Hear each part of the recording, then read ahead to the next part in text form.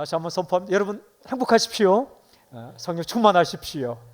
함께 읽은 누가복음 18장 16절 말씀. 예수께서 그 어린아이들을 불러 가까이 하시고 이르시되 어린아이들이 내게 오는 것을 용납하고 금하지 말라. 하나님의 나라가 이런 자의 것이니라. 이 구절을 읽어오면 예수님의 행동과 마음이 잘 기록되어 있습니다. 예수님의 행동을 이렇게 전해줍니다.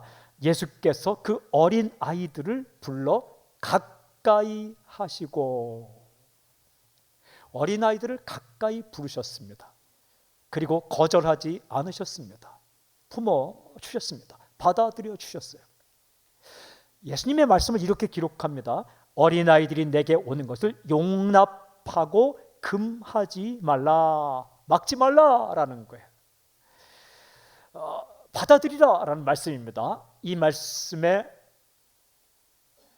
뜻을 알려면 그 배경을 알아야 되겠죠. 바로 앞에 이렇게 기록되어 있어요. 누가복음 18장 15절에 사람들이 예수께서 만져주심을 바라고 자기 어린아이를 데리고 오매 제자들이 보고 꾸짖거늘. 사람들이 예수님께 나올 때 자기 아이들을 데리고 나왔습니다. 왜 부모들이 어린아이들을 데리고 왔습니까? 만져주심을 바라고 데려왔다. 만져준다라는 것은 안수기도 한다라는 것입니다. 손을 머리에 얹고 축복하며 기도한다. 누가복음에는 기록되어 있지 않지만 동일한 사건을 기록한 마태복음 19장 14절에 이렇게 기록되어 있어요. 안수하고 기도해 주심을 바라고 데려왔다라고 기록합니다. 그러니까 손을 얹고 축복 기도해 주시기를 바라고 데려왔습니다. 근데 문제는 제자들의 행동입니다. 어린아이들을 막았습니다. 예수님께 못 가게.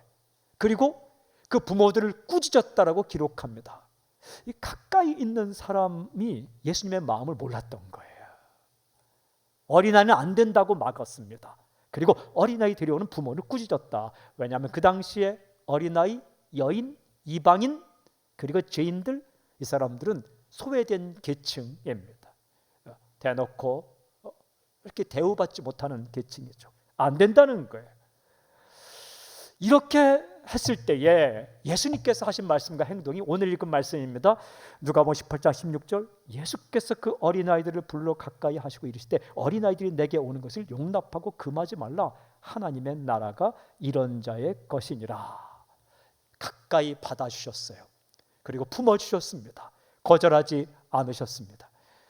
마가복음 10장 16절에는 이 사건을 동일하게 이렇게 기록합니다. 그 어린아이들을 안고 그들 위에 안수하시고 축복하시니라. 예수님께서 안아주셨어요. 품어주셨어요. 그리고 손을 얹고 안수하고 축복기도 해 주셨습니다. 이분이 우리 주님이십니다. 받아주셨습니다. 품어주셨습니다. 거절하지 않으셨습니다. 저는 이 예수님의 행동을 이렇게 요약하고 싶습니다. 품어주시다. 그리스도 예수를 본받아 오늘 세 번째 시간 이 품어주시다에 초점 맞추어서 두 가지 포인트로 나누어서 메시지를 선포합니다. 첫 번째는 조건에 관계없이 받아주시다. 예수님께서 인간을 어떻게 바라보셨는가? 예수님께서는 사람을 보실 때에 어떻게 보셨는가?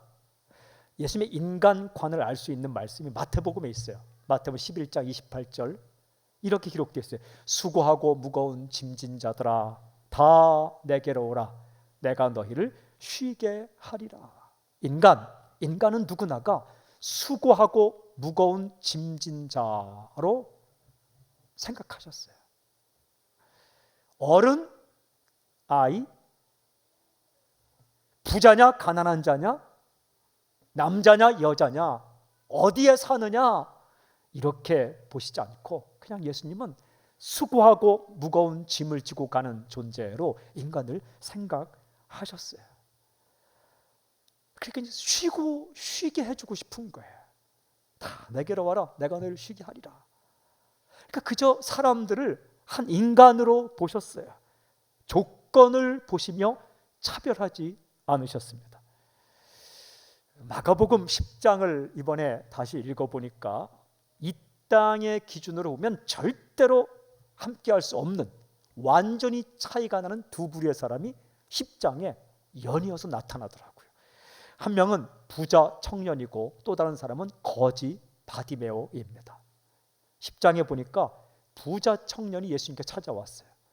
마가복음에는 청년이라고 안 돼 있는데 마태복음 19장에 보면 그 부자가 청년이었다. 여러분, 부자인데 청년이다? 어떻게 생각하면 꼴 보기 싫은 존재입니다. 청년이 재산이 많았다라는 거예요.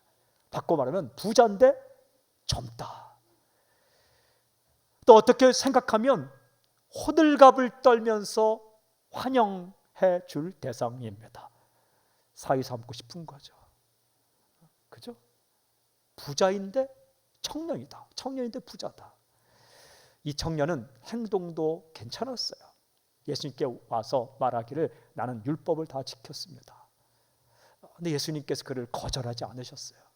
재산 팔아서 다 줄 수 있느냐? 못합니다. 돌아간 청년이에요. 근데 예수님께서 처음부터 부자요 청년이기 때문에 거절하지 않으셨어요. 또한 부자요 청년이기 때문에 호들갑을 떨면서 격하게 환영하진 않으셨어요. 그냥 길을 찾는 한 사람으로, 수고하고 무거운 짐을 지고 길 찾는 한 사람으로 대해 주시고 하나님의 나라의 진리를 그냥 얘기해 주셨어요. 이어서 나오는 사람이 거지 바디메오입니다. 이 사람은 거지예요. 그리고 이름도 바디메오예요. 바디메오가 이름이 아니라 바는 아들이란 뜻이고 디메오는 사람 이름이에요. 그러니까 디메오의 아들, 아버지 이름이 디메오예요. 이름도 없어요. 그냥 디메오의 아들, 바디메오, 거지. 예수님은 그 사람도 그냥 받아주셨어요. 거지? 꼴 보기 싫다. 그렇게 하지 않으셨어요. 거지? 너무 불쌍하다. 물론 긍휼히 여기는 마음도 있었지만 그가 거지이기 때문에 그의 신분과 조건에 따라서 할 말을 안 하신 게 아니라 그냥 수고하고 무거운 짐진 자로 받아주시고 그를 만나주세요. 누가는 어떻게 기록하는가? 누가복음을 또 읽어보니까 누가복음 15장에는요 정말 한 자리에 있지 못할 사람들이 예수님 때문에 예수님 안에서 한 자리에 있더라고요. 누가복음 15장 1절 2절 이렇게 기록해요. 모든 세리와 죄인들이 말씀을 들으러 가까이 나오니 바리새인과 서기관들이 수군거리 이르되 이 사람이 죄인을 영접하고 음식을 같이 먹는다 하더라. 한편에는 세리와 죄인들이 있어요. 예수님과 연결되어 있어요. 한편에는 바리새인과 서기관들이 있어요. 예수님과 연결되어 있어요. 이들이 한 공간 안에 있게 되었습니다. 여러분, 세리와 죄인들은 그 당시 사람들에게 무시를 받는 존재예요. 자신도 자격지심이 있고 사람들도 별로 취급 안 하는 존재들이에요. 바리새인들은요, 이 뜻 자체가 분리된 자들입니다. 그러니까 남들과 다르게 살아간다, 격이 있는 사람들이라고 생각했어요. 그리고 이 사람들은 민족주의자들이에요. 현실과 타협하지 않고 사두개인과 다르게 민족 독립을 꿈꾸며 살아가는 사람들입니다. 서기관들은 성경을 연구하는 사람들입니다. 여러분, 이 민족주의자이면서 행동도 바르기를 원하는 바리새인과 서기관들과 세리와 죄인들은 죽었다 깨어나도 한 자리에 있을 수 없습니다. 그런데 예수님 안에서 예수님 때문에 그냥 한 자리에 있어요. 교회가 그런 곳입니다. 우리가 참 이렇게 함께 모이니까 당연하다고 생각하지만 여러분, 우리가 예수님 아니면 어디서 이렇게 만나겠습니까? 세대 차이가 한 80살 차이 나는 사람과 어떻게 앉아있겠습니까? 제가 얼마 전에 다른 교회에서 예배드렸는데 104세 된 어르신이 수요 예배 나오셨더라고요. 와, 정정하게 104세 된 어린이, 그 앞에서는 80세도 어린이, 그러니까 아주 젊은이도 그 자리에 있더라고요. 함께 찬양하더라고요. 함께 찬양. 어디서 이런 일이 가능할까요? 텔레비전에 음악 프로 이렇게 틀으면은 여러분들이 적응할 수 있는 곡이 몇 곡이나 되겠습니까? 예전에 곡을 틀어놓고 아이들에게 하라면 그들이 감동을 받겠습니까? 그래도 교회는, 예수님 안에서는 엄청난 세대 차이 혹은 직업이 다르고 말도 다르고 그런 사람들이 함께 모여 있는 거죠. 예수님께서 그걸 따지지 않는다는 거예요.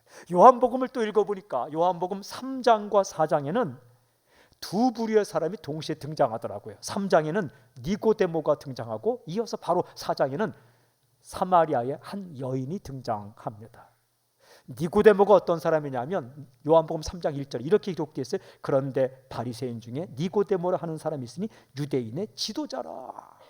니고데모는 바리새인이었다. 그리고 니고데모는 유대인의 지도자였다. 지도자를 예전 번역에는 관원이라고 번역했어요. 관원은 그 당시에 유대 국회가 산헤드린이 유대의 최고 의결 기관이야. 72명 정도로 구성됩니다. 오늘날 우리나라 말은 국회입니다. 국회. 그러니까 니고데모는 국회의원이에요. 그가 사는 곳이 어디냐? 예루살렘입니다. 요한복음 보면 니고데모가 등장하기 바로 전에 예수님께서 예루살렘 가신 거예요. 예루살렘, 이스라엘의 수도 한복판에 사는 국회의원, 그것도 바리새인. 그가 예수님 찾아왔을 때에 예수님께서 그가 국회의원이요 바리새인이요 예루살렘 한복판에 산다고 해서 거절하지 않으셨어요. 또한 반대로 그렇게 신분이 괜찮다고 격하게 반응하지도 않았어요. 그냥 예수님을 믿고 구원받은 도리를 담담하게 말씀하셨어요. 한 인간이기 때문에. 그리고 그 후에 자리를 옮겨 사마리아로 가시죠. 그게 4장 바로 기록되어 있어요. 사마리아는 어떤 곳이냐? 사마리아는 멸시받는 곳이에요. 왜냐하면 아시리아가 북이스라엘을 쳐들어갔을 때에 점령한 이후에 BC 722년 점령한 이후에 아시리아의 젊은 남자들을 사마리아로 보내서 피를 섞어버렸어요. 혼혈 정책을 했습니다. 그래서 이후에 이스라엘 사람들은 이 사마리아 지방은 피가 섞인 더러운 민족이 되었다 해서 굉장히 멸시했고 성전을 짓고자 할 때 그들이 성전 짓기를 원했지만 남유다 사람들이 거절합니다. 원수지간이 됐죠. 그 지역에 사는 한 여인이 등장합니다. 이 여인의 형편이 어떤가? 이 여인의 형편을 요한복음 4장 18절에 이렇게 기록합니다. 너에게 남편 5이 있었고 지금 있는 자도 네 남편이 아니니 네 말이 참되도다. 나쁘다라고 보기 이전에 이 여인도 사랑하기를 원했던 사람이에요. 사랑받고 싶었어요. 그런데 그게 다 수포로 돌아갔어요. 남편 5이 있었는데 다 떠나갔어요. 지금 있는 사람도 남편이 아니에요. 그러니까 엄청난 상처를 받고 가지고 살아가는 사람입니다. 번듯하게 국회의원이고 예루살렘에 살고 바리새인이었던 니고데모는 완전히 다른, 최선을 다해 살고 싶었지만 그런 인생을 살지 못한 이 여인을 예수님께서 그냥 받아주세요. 대해주세요. 그리고 예배에 대해서, 메시아에 대해서, 그리고 하나님의 나라에 대해서 이야기를 해 주십니다. 여러분, 사람들은 수많은 조건을 따집니다. 이래서 안 되고 저래서 안 되고, 다 마음에 들어도 한 가지 조건만 마음에 안 들면 그 조건 때문에 거절하기도 합니다. 근데 예수님은 그런 모든 조건에 관계없이 일단 다 받아주셨습니다. 사랑하는 여러분, 조건을 따졌다면 당신이 예수님 앞에 설 수 있겠습니까? 못 써요. 주님께서 다른 조건 보시지 않고 그냥 당신을 한 인간으로 받아주셨기 때문에 우리가 주 앞에 있게 된 겁니다. 우리가 누구 닮아야 되겠습니까? 우리가 누굴 닮아야 되겠습니까? 그리스도 예수 그리스도. 인간의 모든 조건을 거풀을 벗어내고 그냥 사람 하나님의 피조물 그 자체, 그리고 영원히 살고 싶고 사랑하고 싶고 사랑받고 싶고 수고하고 무거운 짐을 지고 그 목말라 하며 살아가는 그냥 인간 그 자체로 보고 받아주고 품어준 예수님을 닮아 살아야 하지 않겠습니까? 품어주시다 두 번째 포인트는 새로운 기회를 주시다라는 거예요. 품어준다는 것은 기회를 주는 것입니다. 예수님 만난 사람들 이번에 마태복음, 마가복음, 누가복음, 요한복음 다시 다 읽어보니까 다 새로운 기회가 생겼습니다. 사도 바울이라는 사람 있잖아요. 사도 바울. 저는 만나본 적은 없지만 굉장히 친한 것 같아요. 제가 좋아하는 사람이 사도 바울이에요. 바울이 참 좋아요. 이름도 폴로 짓고 싶어서 폴, 영어 이름. 근데 제 성이 라시기 때문에 붙여보니까 이상해요. 폴라. 그래서 이상해서 그냥 이렇게 그냥 이렇게 안 했지만 제가 참 좋아하는 사람이에요. 만나본 적은 없어요. 그냥 좋아해요. 폴, 바울. 근데 이 사람이 예수님을 어떻게 기억하느냐? 바울 서신을 이번에 좀 이렇게 읽어 보니까 로마서 가운데 바울이 예수님을 경험한 내용을 쓰고 있더라고요. 로마서 15장 7절에 이렇게 기록하고 있었습니다. 그러므로 그리스도께서 우리를 받아 하나님께 영광을 돌리신 것 같이 너희도 서로 받으라. 받는다라는 말이 accept 한다. accept. 무슨 말입니까? 예수님께서 나를 받아주셨습니다. 이런 고백이에요. 그대들도 받아주셨습니다. 그러니까 우리 다 좀 서로 accept 받아주면서 살아야 되지 않겠습니까? 이런 권면입니다. 바울은 예수님을 어떻게 기억하냐면 나는 죽어 마땅한데 나는 그 자리에서 정말 벌을 받아야 되는데 예수님께서 나를 받아주셨습니다. 그리고 기회를 주셨습니다. 라는 거예요. 바울이 얼마나 못된 사람이냐. 사도행전 9장 1절 2절에 이렇게 기록되어 있어요. 사울이 주의 제자들에 대하여 여전히 위협과 살기가 등등하여 대제사장에 가서 다메섹 여러 회당에 갈 공문을 청하니 이는 만일 그 도를 따르는 사람을 만나면 남녀를 막론하고 결박하여 예루살렘으로 잡아오려 함이라. 살기 등등한 사람이에요. 예수님의 적이었습니다. 적. 그런데 단숨에 처치하지 않고 accept, 받아주셨다는 거예요. 그래서 바울은 새로운 인생의 기회가 생겼죠. 예수님 전하는 인생을 살게 됩니다. 이후에 사도 바울이 로마 감옥에 2차로 투옥됐을 때에 생각난 사람이 아들 디모데예요. 낳은 아들은 아니지만 아들처럼 사랑하는 제자 디모데에게 디모데 전서를 쓰고 디모데 후서를 쓰고 그 다음에 디도서를 쓰고 순교합니다. 그런데 그 디모데 전서를 읽어보니까 이렇게 고백하더라고요. 우리 주님의 은혜가 그리스도 예수 안에 있는 믿음과 사랑과 함께 넘치도록 풍성하여도다. 그리스도 예수께서 죄인을 구원하시려고 세상에 임하셨다. 생략하고 죄인 중에 내가 괴순이라. 예수님의 은혜가 풍성하게 임했는데 죄인에게 임했다. 그런데 내가 죄인 중에 괴수다. 죄인으로 말하면 나 따라올 사람 없다. 그런 나를 받아주셨다 라고 고백합니다. 여러분, 마태는 어떻게 경험했을까? 제자 마태. 그래서 마태가 쓴 마태복음을 읽어보니까 놀랍게도 자기가 마태복음을 쓰면서 자기 이름을 넣어서 기록한 곳이 있더라고요. 마태복음 9장 9절에 이렇게 기록해요. 예수께서 그것을 떠나 지나가시다가 마태라 하는 사람이 세간에 앉아있는 것을 보시고 이르시되 나를 따르라 하시니 일어나 따르니라. 이건요, 마태가 이렇게 고백하는 거예요. 여러분, 제가 어느 날 세관에 앉아 있었습니다. 제가 세리였거든요. 세금 거두려고 있었습니다.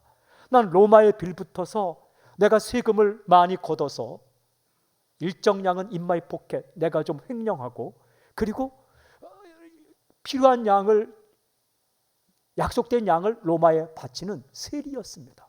사람들은 나를 싫어했죠. 그런데 예수님이 지나가시다가 나를 보시고 나를 불렀습니다. 나를 따르라. 제가 그분을 따랐습니다. 인생이 변했습니다. 이렇게 고백하는 거예요. 잊을 수가 없는 기억입니다. 세리라고 거절했다면, 길가에 앉아있는 세관이라고 거절했다면 내게는 인생의 기회가 없었지만 예수님께서 나에게 인생의 기회를 주셨습니다. 이런 고백이에요. 그런데 더 놀라운 경험은 바로 9장 9절 다음에 9장 10절에 이렇게 기록합니다. 예수께서 마태의 집에서 앉아 음식을 잡수실 때에 많은 세리와 죄인들이 와서 예수와 그의 제자들과 함께 앉았더니, 무슨 말입니까? 마태가 이렇게 말하는 겁니다. 예수님께서 내 집에 오셨습니다. 그리고 내 친구들, 세리들도 거절하지 않으셨습니다. 그리고 밥을 같이 먹었습니다. 이런 고백입니다. 밥을 같이 먹는다는 것은 친구가 된다. 여러분, 죽었다 깨어나도 바리새인들은 세리들과 밥 같이 안 먹었습니다. 죄인들과 밥 같이 안 먹었습니다. 독일어로 티슈 게마인샤프트, 식탁 공동체라는 것은 친구가 된다는 거예요. 우정 관계입니다. 예수님께서 내 집에 오셨습니다. 나와 밥을 같이 먹었습니다. 그리고 내 친구들이 왔는데 내 친구들도 거절하지 않고 받아주셨습니다. 저는 새로운 인생을 살게 되었습니다. 이런 고백입니다. 밀어내지 않고 받아주신 그분 때문에 마태는 인생이 변하는 거죠. 누가는 어떻게 기록할까? 우리가 잘 알고 있는 삭개오 이야기가 누가복음 19장에 있어요. 뽕나무에 올라가서 있던 삭개오를 예수님께서 보셨죠. 그의 집에 갔어요. 그런데요, 신기하게 옆에 있는 사람들은 어떻게 반응했을까? 누가복음 19장 7절, 뭇사람이 보고 수군거려 이르되 저가 죄인의 집에 유하러 들어갔도다 하더라. 수군거렸다.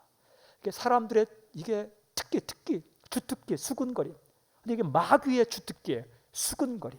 저럴 수가 있어. 어떻게 그럴 수가 있어. 옳지 않다. 저런 인간과 함께 밥을 먹는 게 가당치나 한 일이야. 어떻게 저런 인간에게 함께 할 수 있어. 수근거림. 이 귀신들은 수근거려요. 그런데 예수님께서 그 집으로 들어가셨어요. 근데 어떤 일이 일어났습니까? 누가복음 19장 8절에 이렇게 기록해요. 삭개오가 서서 주께 여짜오되 주여 보시옵소서 내 소유의 절반을 가난한 자들에게 주겠사오며 만일 누구의 것을 속여 빼앗은 일이 있으면 네 갑절이나 갚겠나이다. 와, 목숨 걸고 돈 모으던 삭개오예요. 우정보다 중요한 게 돈이었어요. 그런데 그가 돈을 풀겠다고 결심하는 겁니다. 교육한다고 이게 됩니까? 겁준다고 이게 됩니까? 타인다고 이게 됩니까? 성경은 예수님께서 그를 받아주시고 그의 집에 가셨고 품어주셨기 때문에 그의 인생에 새로운 변화가 일어났다라고 기록을 하고 있습니다. 수없이 많은 이야기가 있어요. 요한복음 21장 베드로가 변하는 사건. 그런데 저는 21장을 이번에 다시 읽게 되었는데 무슨 말씀에 감동이 있었을까? 내가 나를 사랑하냐? 내가 나를 사랑하냐? 이것에 감동이 있었을까? 그것도 감동이었어요. 그런데 정말 진짜 감동은 뒷부분에 있더라고요. 요한복음 21장 22절에 너는 나를 따르라. 이거 처음 하는 예수님의 얘기가 아니고 베드로가 그 고기 잡고 있을 때 예수님께서 하셨던 이야기예요. 너는 나를 따르라. 내가 너로 사랑하는 어부가 되게 하리라. 그런데 3번이나 예수님을 부인하고 도망쳐 있는 베드로에게 주님께서 다시 말씀한 거예요. 너는 나를 따르라. 이 말씀 들었을 때 베드로의 마음이 얼마나 뭉클했을까. 너 같은 놈은 필요 없어. 이렇게 말씀한 게 아니라 너는 나를 따르라. 무슨 뜻이에요?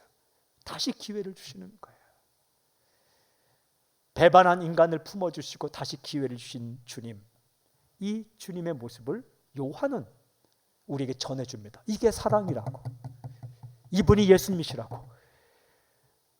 이 천지가 만들어지기 전에 로고스로 계셨던 그분이 이 땅 가운데 오셨는데 그분이 사셨는데 그분이 마지막으로 보여준 그 모습은 가장 가까이에 있던 베드로가 3번이나 자신을 배반하고 도망쳤는데 그를 찾아가서 다시 품어주고 받아주고 기회를 주신 이분이 바로 예수 그리스도이시라고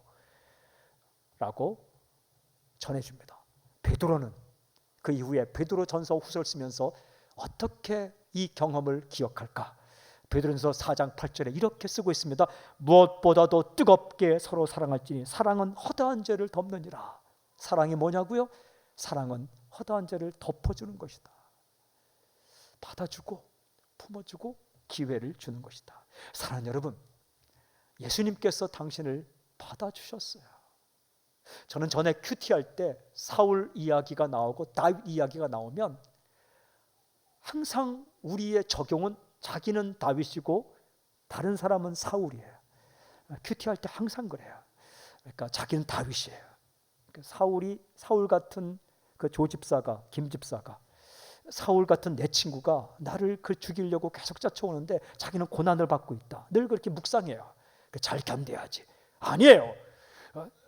당신도 사울일 때가 참 많았어요. 제가 깨달았어요. 우리는 항상 다른 사람 때문에 내가 힘들었다는 고백만 해요. 상처받았구만. 근데 여러분 기억하십시오. 당신 때문에 다른 사람 힘쓸 때 참 많았어요. 제가 요즘 이렇게 묵상해 보니까 저 때문에 다른 사람이 힘들을 때 많았겠다는 생각이 너무 많이 드는 거예요. 주님께서 우리를 받아주셨기 때문에, 기회를 주셨기 때문에, 품어주셨기 때문에 우리가 오늘 이 시간 이렇게 기도하고 찬양하고 말씀 듣고 엎드리고 또 다시 한번 복음을 전하겠다고 결심할 수 있는 겁니다. 사랑하는 여러분, 예수님은 그냥 있는 모습 그대로 당신을 받아주십니다. 어떤 형편이 있든지, 어떤 과거가 있든지, 어떤 자격이 있든지, 어떤 조건이 있든지 관계없이 그냥 당신이 수고하고 무거운 짐을 지다가 주님께 나오면 그냥 받아주십니다. 품어주십니다. 조건 보지 않고 그냥 주십니다. 살다가 정말 실패하고 낭망한 적이 있다면 다시 죽게 오면 주님께서 다시 받아주시고 기회를 주십니다. 그분이 우리 예수님이십니다.